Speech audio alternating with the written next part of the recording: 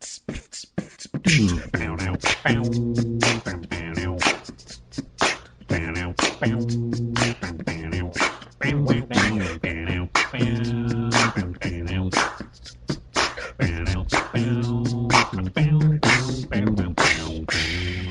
everybody, and welcome back to the Small Town Nerdcast. I'm your host, Bry-Fy, your comics guy, and I'm really excited today. I know why I'm excited, and it has nothing, there's no great news or anything like that. It's just, I finally finished my 2018 run of The Amazing Spider-Man, which was done by Nick Spencer, a host of different artists along the way. And, featuring our boy Peter Parker and a motley cast of characters, including the likes of Boomerang, Black Cat, MJ, Kingpin's in there. The Green Goblin comes back, but not as who you would, or not like in the capacity that you would think. Doc Ock, I believe, plays a role in some spots. There's a surprise character, which we'll get into in the back end of it all. And then, actually, there's multiple surprise characters, but one of the villains that is a big mainstay throughout the series, Kindred, and who their identity is, without spoiling anything. Anywho, with that being said, we got one little bit of some nifty nerd news, and then we will get into the review. That's really all that we have to talk about today. So hopefully you were excited for a comic book review, because that's exactly what you're getting today. Up first in the nifty nerd news, though, it looks like the Detective Pikachu sequel is now in the works. I had just saw an article literally 5 minutes ago, and what's reminded me, oh shit, I haven't recorded a podcast today. Excuse me, I'm still kind of getting over some sickness here. But it's got Portlandia's Jonathan Cressell to direct the sequel. I'm not a huge watcher of Portlandia. I have been told it is quite delicious to watch. It's a good show. I don't know too much about it. But what I do know is I very much really enjoyed the Detective Pikachu movie. So much so, I would argue it is up there in the top movies based on game titles. It is one of the top. I think for me, still my all-time favorite would have to be the original Mortal Kombat. But God, man, Detective Pikachu really did a great job of making a fun movie with the source material, which doesn't, we've seen all the video game movies, and it doesn't always pan out the right way. Animation seems to do a better job at it. I'm actually really excited for the Mario movie, despite everyone hating on Chris Pratt. Everybody hates Chris. But I'm excited for it. It looks like a hell of a lot of fun. Live action, that's where, things get a little weird. But I'm looking forward, I am looking forward to the new Pokemon movie, live action Pokemon movie. I think it'd be fun. I loved what they did in Detective Pikachu. Sorry, words. And I'm running out of breath because I'm sick. Well, I was sick, and I'm getting over the sick. But then I had COVID at one time, so maybe it's lasting effects of the COVID. But I've been vaccinated 27 times, so I would think that maybe it's the vaccine. No, just kidding. I'm playing. But yeah. Anywho, or it could be my new blood pressure medicine. That's supposedly one of the side effects is to give me a dry cough. But then why would my throat be groggy? I don't know. I did just eat too, so maybe there are a lot of things and reasons, and I'm trying to self-diagnose at this time. It's probably a bad. Let's just get through this. So yeah, excited. We'll have to wait and see. Maybe I should watch some Portlandia, so that way I have an idea of how this is going to play out and how this is supposed to look. But I'm probably not going to. I don't even know where to watch Portlandia now that I think about it. Anyway, I digress. Let's get back to the main menu, the beef, the entree of this episode. Let's talk about 2018's The Amazing Spider-Man by Nick Spencer. Okay, that was a Wayne's World reference for you because I don't have segue music yet. And I don't know I don't know where to get some.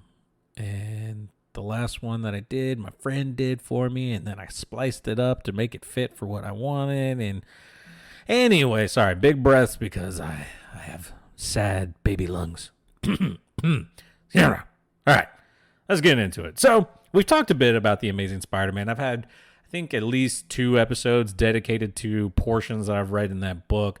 Big picture here, something has happened in Spider-Man's past that the new villain Kindred is blaming him for, but is not telling Peter exactly what that thing is, but basically just kind of like, you know what you did and you need to apologize. Like, just be sorry about it. Well, I'm going to teach you a lesson by torturing you, sending you to hell, and playing in your dreams, killing you multiple times within those said dreams, and then still not really telling you who I really am and whatever. And so, like, it's really confusing. It's really weird, but it's a terrifying villain because this is a demonic villain, a villain who uses the spiritual realm and things like that. And so you don't know what's real, what is part of the dream. And it's something that Peter can't really punch with his fists to make it go away. But it's also eating at him because the one thing about Peter Parker, well, there's multiple things, but the big things that you got to remember, with great power comes great responsibility. And along with all that great power and responsibility comes huge amounts of debilitating regrets and just all kinds of horrible, horrible thoughts. Like, the guy has to be depressed. He needs to see a therapist and refuses to see a therapist, which would probably help, I don't know, 90% of the problems that he has. And like, as I'm reading The Amazing Spider-Man, I realize a lot of the times he's an angry guy. Like, I get it though. He's had a lot of bad shit happen to him, and he lets his emotions get the better of him, and he lets these emotions and wanting to do the right thing get in the way of doing the correct thing most of the time. And it's kind of interesting to see, and it's one of the things I've slowly come to enjoy while reading Nick Spencer's run on The Amazing Spider-Man, is just how he creates these obstacles because sometimes he doesn't always think things like, he's a brilliant person and super smart, a super genius, some might say, but not when it's around himself. Like, it's for whatever reason, he just can't see within himself or see close enough around himself to make the right decisions, and it bites him in the ass all the time, which it continuously does throughout this run. So anyway, a bunch of things happen with it. Boomerang gets involved at one point because the Kingpin is, I believe, trying to gain something back through mystical powers, and Boomerang has excuse me, has like Sam Witwickied his way into finding these mystical items that Kingpin needs, and now the map to all these things lives inside Boomerang's head, and that leads Peter Parker to they become roommates and stuff. I don't think the magical tablet thing had anything to do with it, but they're roommates, and now they're friends, and he doesn't know that Peter is Spider-Man, but so it's really funny, and there's some funny dialogue between the two. And I love Boomerang's role in this comic book for however long he's in it. Unfortunately, it's not the entire way through, which I would have really loved to see Boomerang and Peter do something really cool at the end and team up and have like this really awesome moment with Boomerang, like, which it seemed like it was building up for that kind of stuff. But ultimately, that's not what happened. You get your first, and I said first, battle with Kindred, like epic battle. There's a whole event comic series with it, and it ends, and you think things are going to settle. You find out through Norman Osborn that Kindred is Harry Osborn, and so you're very upset by that, and you're wondering, like, how the hell did Harry do all this, and where did he get demonic powers, and how did all this happen? And so there's a lot of unanswered questions at the end of the Kindred storyline that seem to go unanswered until we get to the final, like, Kindred shit. And I can't remember if that's not the end. The last story has to do with another character that comes back. But the final Kindred storyline, it turns out, I think it was Carly Cooper. She's a police detective, friend, used to date Peter in some capacity. She gets captured, taken away, and then she finds herself in a cell with, dun dun dun, Harry Osborn. What? But I thought you were Kindred. As it turns out, no.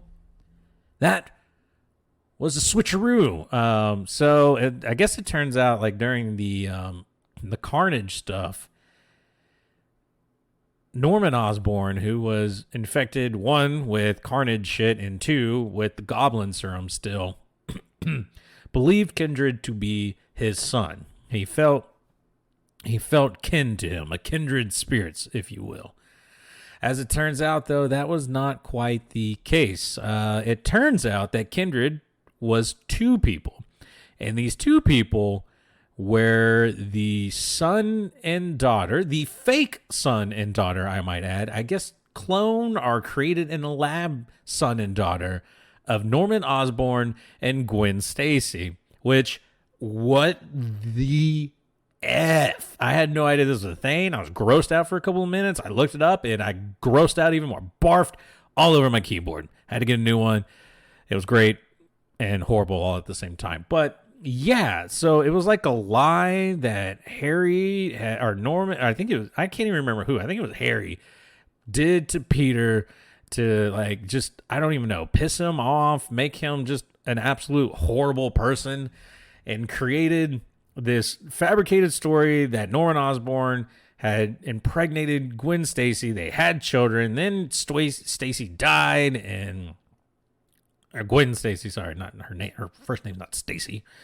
And then, like, now these kids were back, but they were like full ass adults, and they were both different kindreds and playing the trick. But still, how did they get demon powers? Like, that's never explained to me or anything. Like, I don't understand how that was. It hallucinogens? Like, I don't really know how all this shit happened. And then how are they adults now? Why are they holding this grudge against Peter Parker still? And there just so much was happening, and I still didn't really understand it. But like, I guess they blame him for not ending Norman Osborn when he has multiple chances to, and not killing Harry at the same. I don't know. I really don't know. I don't understand why this came back near the very end of the run, but it did, and it just still left so many questions unanswered. And I don't know if this was purposefully unanswered or if it was just not great writing. Like, I don't know. There were some cool moments, don't get me wrong, and some like epic and funny one-liners and stuff like that.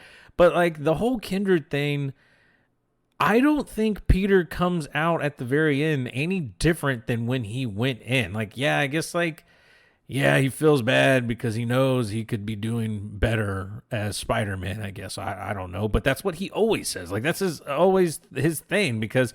And I guess it was maybe trying to bring to light, like, look, everyone you're around gets hurt because of you, because you're half cocked on everything, basically. Like, you want to try to be this hero with a secret identity. You also want to be like a boyfriend to Mary Jane, a great nephew to Aunt May, and like friends to all your friends. But you suck at it because you will always be split between Spider-Man and Peter Parker. You can never be one or the other, and that will always be your downfall. And I'm guessing that is really what Kindred was trying to, like, the Kindred siblings were trying to get through to Peter Parker. I'm guessing. But then this is me doing a lot of heavy lifting here and trying to close it out. I don't know. Maybe I should look at people's reviews and have a better formed opinion on it. But this is just my takeaway from reading through there. And then, like, the very last storyline has to do... Well, no, that's the end, because the Kindred stuff ends it. That's right. But Peter gets, like, horrifically... No, that doesn't even happen at the end. No, it just ends, and Peter's upset. And that's it. I forgot. But then I kept reading because there was still more. There was still more to the 2018 run, but it wasn't done by Nick Spencer. So I think it was Kelly Thompson comes in and writes some more Amazing Spider-Man. But this time, we have a new Spider-Man in the mix. And it's not Miles. It's not another dimensional Spider-Man. It is the only, well, ironically, because he's a clone, Ben Reilly. He shows back up. He's now working with seems like they're trying to be good, but really evil corporation, the Beyond Corporation. And they've trademarked Spider-Man and all this other shit. And that goes nowhere now that I think about it, because that was only like a maybe 10-issue run. Maybe it was a year. I don't remember how long it was. It wasn't that many issues, and I blew right through them. But yeah, he shows up working for the Beyond Corporation, trying to do good, trying to be good sport and be a spider hero, while Peter gets taken out of service. Basically, he shows up. Peter joins them because they're going to take down a super villain group. I think they're called the UFOs. The UFOs. I think UFOs is what they pronounce it as.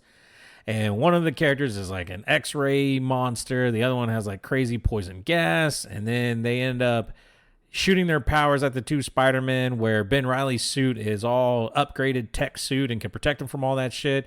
Peter's is not. He just has a regular cloth suit. And so he gets like full-on radiation poisoning and poisoning and is put in like the ICU, goes into a coma, and we think he's going to die, but you know, he's died multiple times to Kindred in his dreams, and then Doc Ock killed him at one point and became the Superior Spider-Man, which is still my favorite Spider-Man run up to this point. So I'm not too worried about Peter in this instance. But then Ben Reilly starts finding out, oh yeah, Beyond Corporation really sucks. And then, you know, things get really, really bad. And then things get really bad with Ben Reilly because, you know, he's a clone of Peter Parker. He's got a lot of power responsibility.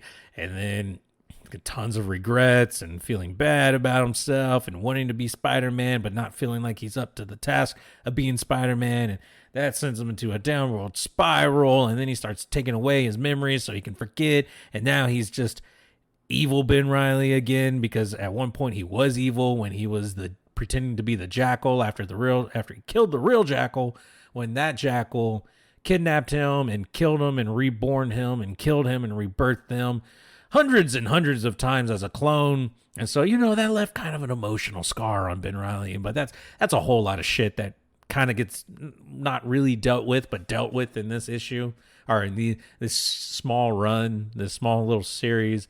And then, yeah, it ends with Ben Reilly saving Peter Parker, because eventually Peter Parker comes back. It looks like Felicia, so this is my favorite part about this little run, because, okay, Nick Spencer shit, over with now. We're talking about Kelly Thompson shit now. Like, my favorite part of this run is Peter's support group while he's hurt. And you have, of course, MJ, who's being there for them, being supportive. But it's like she's there for the Peter of it all. Who's there for the Spider-Man portion of it? Because, you know, Spider-Man is a huge part of Peter Parker.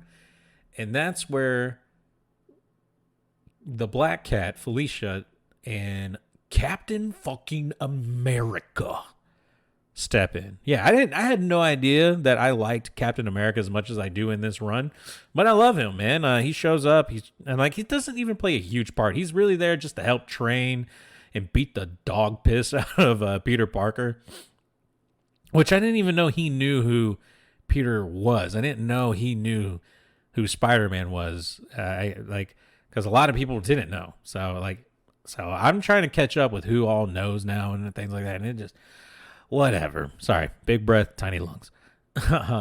But Black Cat's relationship with Spider-Man and Felicia's relationship with Peter is something that I really, really, really like, because, one, they come from two very different walks of life. Felicia is very rich, very proper, or maybe not proper, but very rich. Likes the finer things in life, where Peter was not brought up that way and not of that nature. So it's fun seeing her, I don't know, have feelings for him and care about him, and realize that he is more than just poor Peter Parker. Like, the things that he's capable of. He has swooned her, which I enjoy so much for some reason. Plus, she's gorgeous. She's like the hottest looking person in comics, to me. Anywho, I digress. But their relationship, like, it makes me want so much more of that, which makes me very happy in the new run, the I think this is 2022 run of The Amazing Spider-Man, which just started last year, because something has happened. We have a time jump, a 6-month time jump from the end of Kelly Thompson's run of The Amazing Spider-Man and now into, is it Zeb Weber? I can't remember the guy's name. I'll get it when I actually talk about that comic book.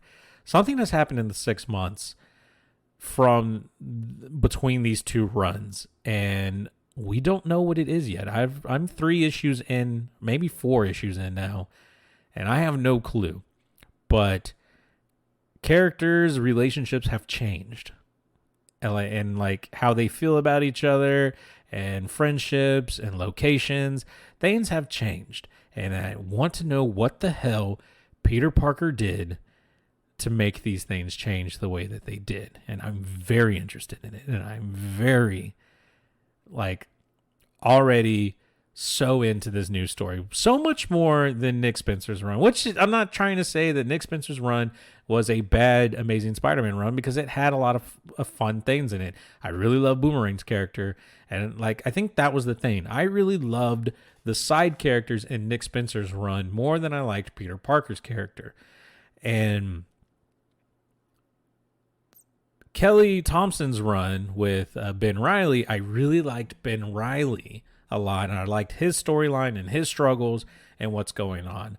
What this new iteration, the 2022 Amazing Spider-Man run, has done for me currently is get me really interested in Peter's story again. Really interested in Peter Parker, the person, and Spider-Man as well. But I'm so much more interested in Peter Parker, the person, because you want to root for the guy to get his life right, find happiness, and all those things. And right now, he is what seems like the lowest of the low, and I am loving every bit of this because I want to see how this plays out. And like I said, I've been dying for something as interesting as this for a while, and I've been really interested in the first few issues of this run.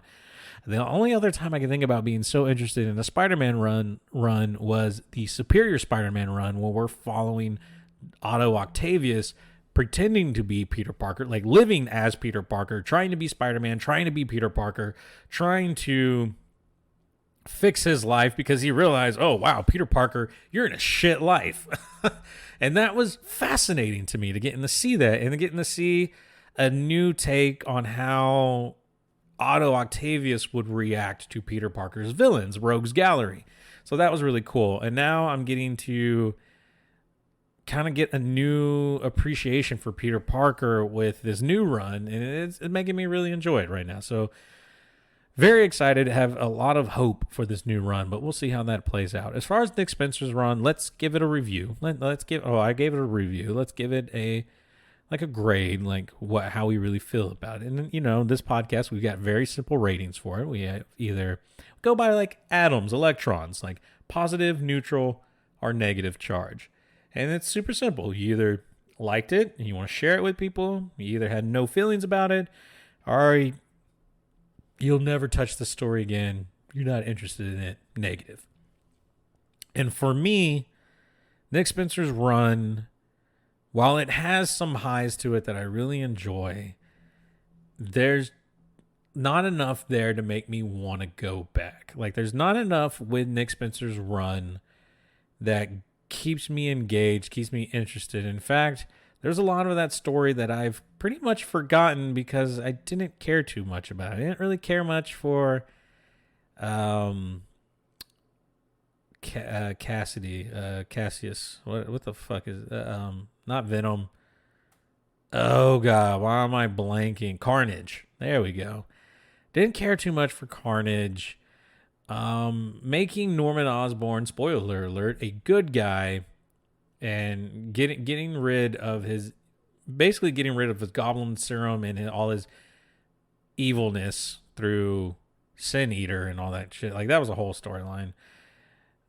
That was interesting, but And what I think what was more interesting was Peter's relationship with Norman, because Norman was trying to do the right thing and be a good person, but Peter just can't trust him because of, of decades of murderous intent coming from Norman Osborn. So it's very sad and interesting at the same time. But I think ultimately it's got to be a neutral charge for me. Like it's not a bad run by any means. It's a very solid run, but it's not one that really spoke to me. And like even like the big villain being revealed, like if it would have just been Harry Osborn and him trying to teach Peter a lesson and something like that, I think that would have sat better with me than the fake, well, I guess they're real people, but like, the fabricated kindred siblings being the children of Gwen and Norman Osborn, whatever bullshit shit is that shit show that was. Like that, for some reason, did not sit very well with me as much as it would have if it was just Harry Osborn, who was angry with Peter and upset with Peter and felt betrayed and thrown away. And that would have played a lot more into what's happening in the newest stuff that's going on in The Amazing Spider-Man. Like, it would have just played better, but ultimately, I'm not the comic book writer, so I'm not the one who makes decisions. I just have to react to them, and also hindsight's 2020, like maybe the story would have worked out better had I known some other things going into this. Who knows? But I just started with the run and finished it, and was pretty ultimately just not super impressed. I love Boomerang. I want more Superior Foes of Spider-Man starring Boomerang and his motley crew, like Shocker, Overdrive, Beetle, and I think Speedster was the other one. They were a hilarious group. They were funny, silly, try hard, but failed in the best ways because they would double cross each other, which was always fun and hilarious. And that's still probably one of my favorite books to read is The Superior Foes of Spider-Man. And you should check it out if you have the Marvel Unlimited app. There's a whole bunch of shit you should check out if you have the Marvel Unlimited app. But there's some good shit coming out new, man. So I'm excited. I'm catching up to being caught up with The Amazing Spider-Man, which I didn't think I could do because I just thought I was that far behind. Turns out I wasn't. Now I'm excited to pick up some new series, and I'm not sure what I want to read next. I was thinking about Miss Marvel because that was one of my favorite runs when I was reading paper comics, when I was reading physical comics. Miss Marvel was probably my favorite run, so maybe I'll get back into that and see where she's been and what's going on with her. Spider-Man was another one. Miles Morales. Those were really it, man. I wasn't reading too much Marvel.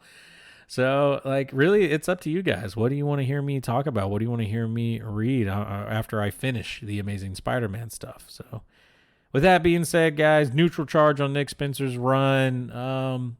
Mostly positive charge with Kelly Thompson's short run on The Amazing Spider-Man. It was, like I said, it was like just one story, really. And I enjoyed it. I thought it was really interesting, but and I guess it was so short, it didn't have space to do anything wrong. And that's what it had going for it. So positive charge for that one. And I am super positive currently and very optimistic about the new run of Amazing Spider-Man, the 2022 version of Amazing Spider-Man. So I am excited to see how this all plays out. That being said, let me know what you guys think. Hopefully you're enjoying the podcast as much as I'm enjoying recording it. I was very excited to talk about it today, even though I didn't have a bunch of nifty nerd news. I was just really excited to talk comics again. I haven't talked comic books in a very, very long time. And so, yeah. But anywho, what am I up to? This weekend I will be in Houston, at least on Saturday, but not for the rodeo, which, man, I should have gone to the rodeo. I don't know why I wasn't going to the rodeo. Maybe Sunday I'll go to the rodeo, but Saturday I'll be taking, it's like my wife's birthday weekend and we're celebrating it, and she got tickets. Well, I helped her get tickets for her and two of her friends to go watch Moulin Rouge in Houston, which will be playing there. And so I got to kill some time while they're at the show. And the show's a late show. It's like at 8 o'clock, I think, is when it starts or something. I don't know what time I'm going to drop them off. But I just remembered it's like the Houston Baseball College Classic tournament, or like basically a bunch of Texas college teams, or just college teams in general, come to play a tournament, a baseball tournament at Minute Maid Stadium. That's where I'm going to be because it's cheap baseball and I fucking love baseball. I nerd out about baseball all the time. So getting to do that will be a hell of a lot of fun for me. And it will kill a bunch of time until the play's over. Or it will kill some time until the play's over. And then I'll have to figure out what to do. Because hopefully the game goes long. I don't know. Maybe it goes 2 hours. And then I only have to wait for a little bit. Hopefully it's not a very short game. I don't know. We'll have to see. But that's my plans this weekend. Unless you guys have... There's that cool arcade bar that's in the area. Maybe I could go do that too. I don't know. I'm just talking out my ass now. But those are my plans. Hopefully you guys have some good plans this weekend. And then I'll be in College Station. Yeah, I got to go to College Station for work for a week where I'll get to be a firefighter. I didn't get to go when I normally go because I did not pass my physical and I had to get put on blood pressure medication. Now my blood pressure is amazing. So now I got to go back to fire school. Fuck. That being said, guys, thank you for watching the show. If you want to talk to me or reach out to me, you can always do it on all my social media, on Twitter, Instagram, YouTube, Snapchat, email. Email is bryfypodcast@hotmail.com. All my social media, though, is at Small Town Nerdcast. And on Twitter, it's SM Town Nerdcast because small was just too big for them. Big breath, little lungs. But yeah, everything else is at spelled out Small Town Nerdcast. And don't type spelled out. I'm just telling you, it's all spelled out at Small Town Nerdcast. Except for Twitter, SM Town Nerdcast. Thank you guys for listening, and we will see all y'all's guys and gals and people next week. Maybe. Oh shit, I'll be in College Station. Maybe we won't have an episode next week. I'll figure something out. Bry-Fy out.